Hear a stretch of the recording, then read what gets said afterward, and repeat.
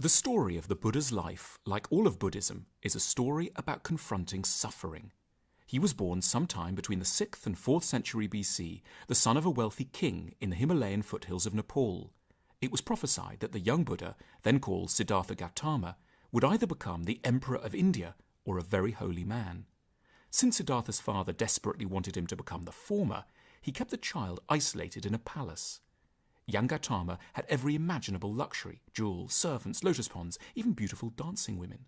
For 29 years, Gautama lived in bliss, protected from the smallest misfortunes of the outside world. But then he left the palace for short excursions. What he saw amazed him. First he met a sick man, then an aging man, and then a dying man. He was astounded to discover that these unfortunate people represented normal, indeed inevitable parts of the human condition that would one day touch him too. Horrified and fascinated, Gautama made a 4th trip outside the palace walls and encountered a holy man who'd learned to seek spiritual life in the midst of the vastness of human suffering. Inspired by the holy man, Gautama left the palace for good. He tried to learn from other holy men. He almost starved himself to death by avoiding all physical comforts and pleasures, as they did. Perhaps unsurprisingly, it didn't bring him solace from suffering. Then he thought of a moment when he was a small boy.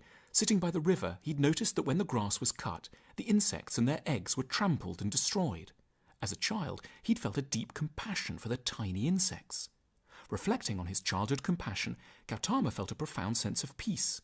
He ate, meditated, and finally reached the highest state of enlightenment, nirvana. It refers to the blowing out of the flames of desire.